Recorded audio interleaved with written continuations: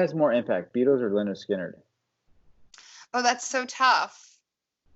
Because my students actually, so my students are like 18, mostly. They're about 19. I'm listening very intently right now. Have you guys seen the Muscle Shoals documentary? No. What's it called? Oh, go watch I think it's called just the Muscle Shoals. And Muscle Shoals is a city in Alabama, a town, and it's where like a lot of that music was recorded. There's these famous recording studios. And I think I know what you're talking about. If you're into Leonard Skynyrd, which growing up in Florida, I was always very into Leonard Skynyrd. Like I would have told you, Skynyrd definitely. I never listened to the Beatles. My parents did. I did not. And my students are not at all aware of the Beatles. Good. Or Leonard.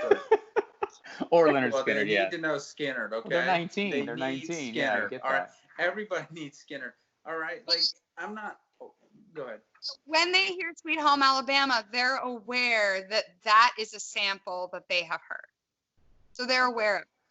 I think the Confederate flag is very problematic. And with a class like this, you know, I think that Leonard Skynyrd was confused about where they are confused about where they stand. They have now stopped using the Confederate flag. People have a lot of different viewpoints on it.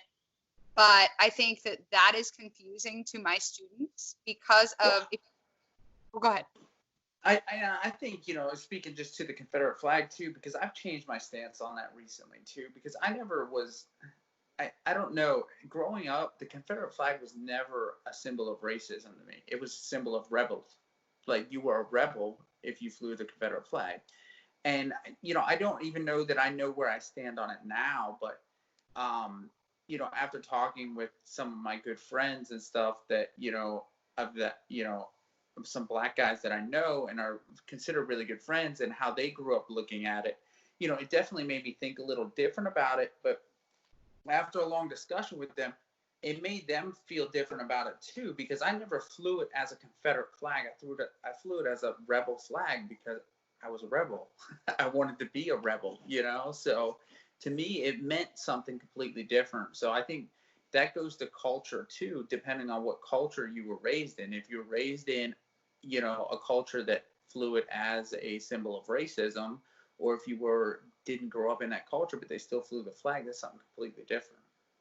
I think, first of all, I'm so glad you said that, because I think that is such an honest answer, especially us being from Florida. You know, I never associated those two things growing up, and I live in a very different place now. And so what you're saying, I feel you. I do feel you. And I think that it's very confusing because of the teaching. We are not taught to associate those two things, slavery and lynching, with the Confederate flag. And I always call it the rebel flag too. I call it the Confederate flag now because of what I teach. I think what changed it for me was really reading about lynching and understanding that more. But I think that I do understand what you're saying. And I think that the only way for us to find a good, like, even though we maybe disagree on whether or not to fly it, I think that having conversations with people who are different than you and who maybe disagree, and I try to tell people this because I'm from Florida and no one else that I hang out with in Massachusetts is, and Florida does get a bad rap, but I do feel like it's so important for us to not just talk to people who maybe are exactly in line with what we. And I feel like we've really gotten away from that. So I'm so glad that you said that, and I do respect what you're saying. I have different views on it now. And like I said, go ahead. And I don't fly it anymore, and I used to. You know, I'm not at our new house, but I'm very prominent. Like, I have an American flagpole in my front yard. You know, like that. I don't let my flag get tattered or torn. Like, I play the national anthem when I burn my flag. Like, I'm very patriotic in that way. Like, my wife knows me, and I used to fly the rebel flag to me, and we never had it on a flagpole, but like, if we were having an event or a party or something like that, like, I could definitely see it being at my house. And then, you know, but again, growing up, it wasn't even the Confederate flag; it was the rebel flag. Like Bo and Luke Duke had it Yeah, on the top I'd say of the the Duke's car. a hazard. Like, Yeah. you know, like it wasn't about racism; it was about being a rebel. You know, they were making moonshine and running moonshine. They weren't, you know, being racist. Getting away from Boss you know? Hogg. Yeah, I think so, yeah, no, I think what drew the line for me is learning, and I think that this is the other part of it, is that where we grew up, that it is so segregated that we really, it could be less segregated. I mean, it's segregated in Massachusetts in a lot of ways, just socially, I mean. But so I think that there's not even like a person I grew up who I could have spoken to, who a person of color who maybe recognized. I think they thought of it the same way, you know, like other peers of mine maybe didn't recognize the racist symbolism. I think just like I read this book about music by Angela Davis, who was a part of the original like Black Panther Party, and she talks about lynching, and I think after reading that, it's something that was so horrifying that I felt that the two things lined up for me.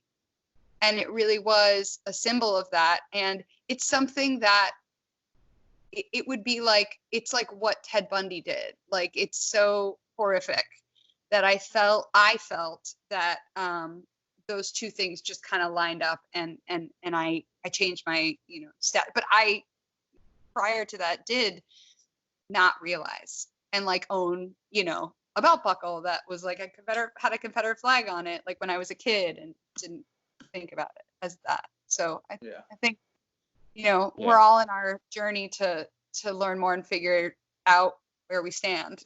You know? Yeah, That's true. absolutely. Yeah, and I appreciate that too, right? Because you know, having that conversation, like you just said, talking to people who may or may not agree with you, kind of like that book Fahrenheit 451, where like they're going around, they're burning books and they're trying to kill freedom of speech. So yeah, I agree. Talk to people. That's the only way to learn. It's the only way to stay in the middle of at least closer to the middle, because I think when you stay with just your people, you get pulled to that one side and you don't even see that other side anymore. So therefore, it's hard to even understand it, because you can't even see. Just like, I'm not gonna get into politics, but that same thing happens there. It's good to stay towards. Yeah. Well, and you can understand both sides. Kill the other people. We can't just say, Yeah. okay, bye. You know, we have to.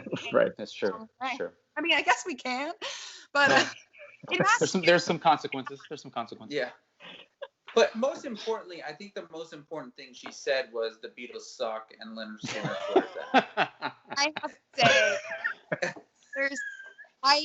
the Beatles are confusing because so much of it was not about the Beatles. It was a perfect storm of money coming in from the record label when they came to the United States, of TV just being a thing, of President Kennedy being recently assassinated, and of kids growing up in the sense they just needed something that was lighthearted. Also, this is a totally nerdy statistic. In 1967 or 8, this statistic is slightly wrong. 45% of the United States population was under the age of 25, I believe. There's the baby boomer generation, I guess my point is, I can't remember the exact number, is so massive, and they were all of a very similar age when the Beatles came onto television, that was such a huge part of it. So yes, the Beatles have really interesting melodies. Yes, they're not terrible musicians. George Martin was brilliant in the studio, but there was also this huge group of people who had nothing else. And so they were like, yeah, Beatles. So that makes sense. That makes sense. Language. Yeah. And more of a Skynrd fan. Leonard Skinner signed to me when I was a teen, and so I was like, forever. So what made me think of it is that right before this, I was driving home and the song "Give Me Three Steps" came on, and my son was with me, and I was like, "Here's what this song's about.